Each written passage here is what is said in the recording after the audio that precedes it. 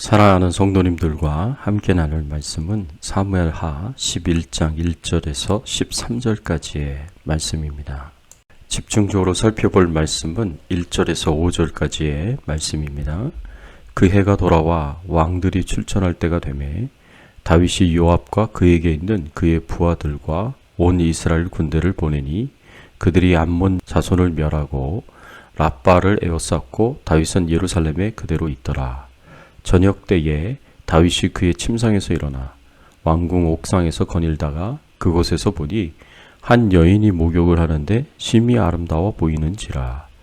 다윗이 사람을 보내 그 여인을 알아보게 하였더니 그가 아뢰되 그는 엘리암의 딸이요 햇사람 우리아의 아내 밧세바가 아니니까 하니 다윗이 전령을 보내어 그 여자를 자기에게로 데려오게 하고 그 여자가 그 부정함을 깨끗하게 하였으므로 더불어 동침하며 그 여자가 자기 집으로 돌아가니라.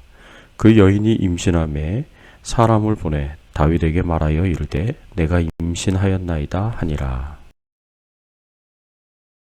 오늘 말씀을 통해서 우리가 생각해 봐야 할 주제는 우리가 범죄하는 이유가 무엇인가 입니다.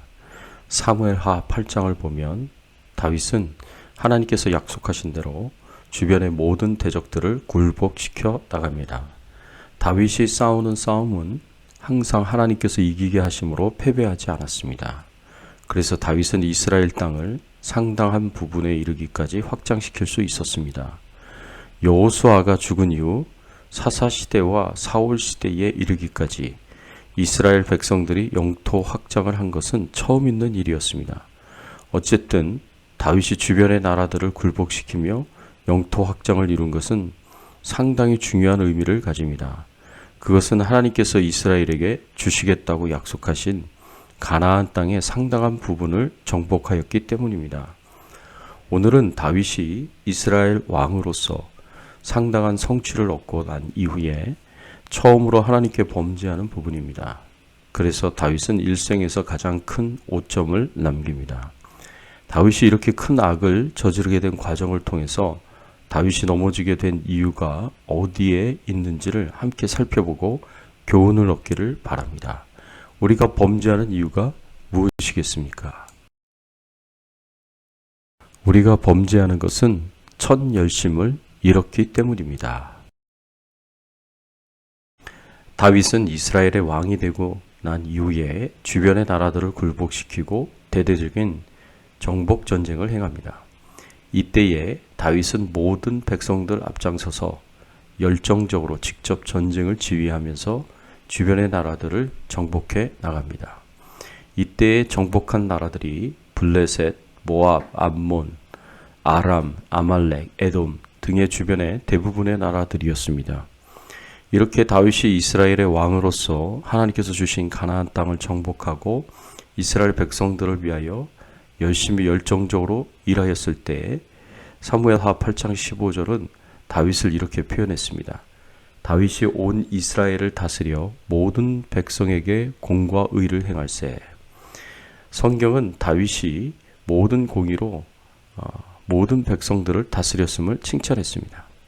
그러나 이렇게 열심히 일하던 다윗에게 조금씩 변화가 생기기 시작했습니다.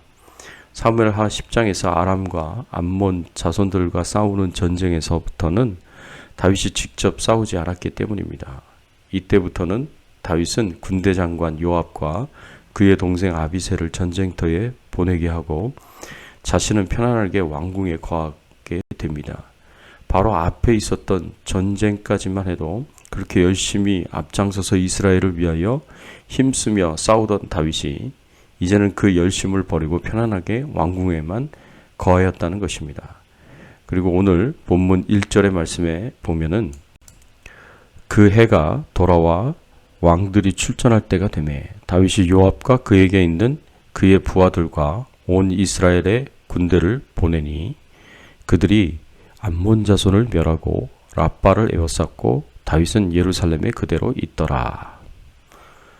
10장에서 다윗의 군대 장관이었던 요압과 그의 동생인 아비새에게 패한 아람과 암몬 족속들이 다시 힘을 모아 전쟁을 일으켰습니다.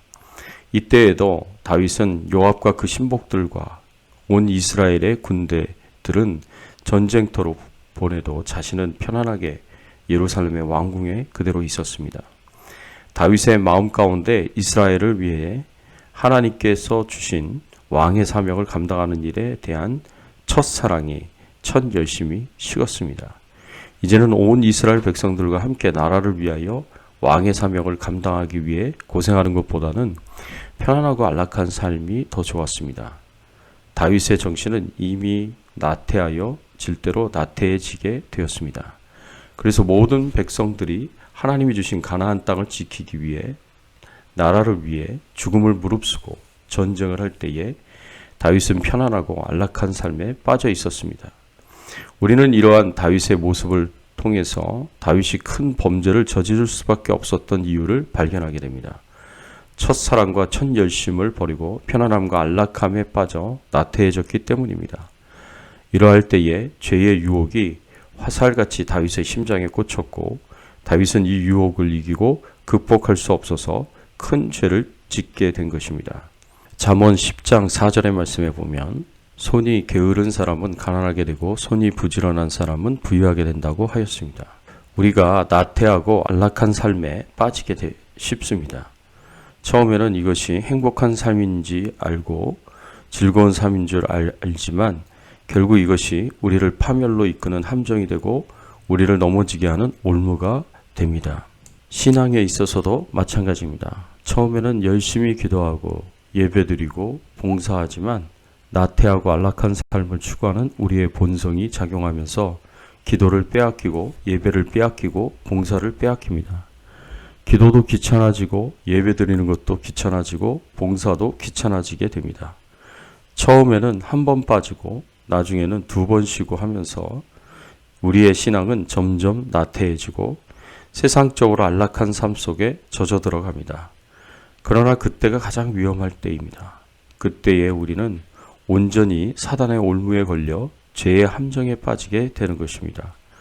우리는 다윗의 경우를 통해서 우리 모습을 돌아봐야 합니다.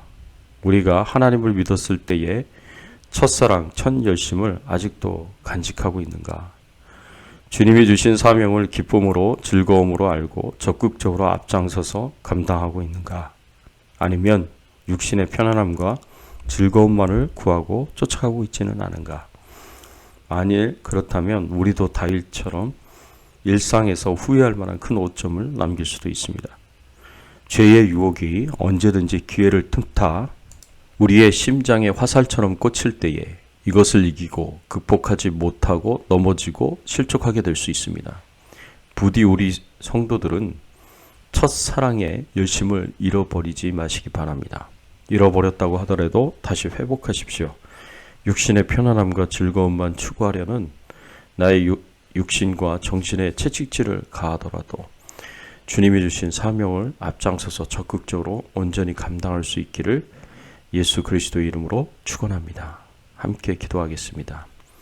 하나님, 다윗의 모습을 통하여서 우리가 범죄할 수 있는 이유 중에 중요한 이유가 첫사랑, 첫 열심을 잃었기 때문임을 말씀을 통해서 알게 하시고 깨닫게 하여 주시니 감사를 드립니다. 하나님, 저희들이 첫 열심을 회복하고 첫사랑을 회복할 수 있도록 도와주시옵소서. 게으름과 나태함에 빠지지 않게 하여 주시고 하나님이 우리를 향하여 가지고 계시는 뜻, 우리에게 명령하신 그 모든 명령들을 기억하고 하나님 나라 사명 잘 감당할 수 있는 저희들 되게 하여 주시옵소서. 오늘 하루도 주님과 동행하는 하루 되게 하시고 하나님께 모든 영광과 존귀와 찬송을 돌리기를 소원하오며 예수 그리스도의 이름으로 간절히 기도드리옵나이다. 아멘.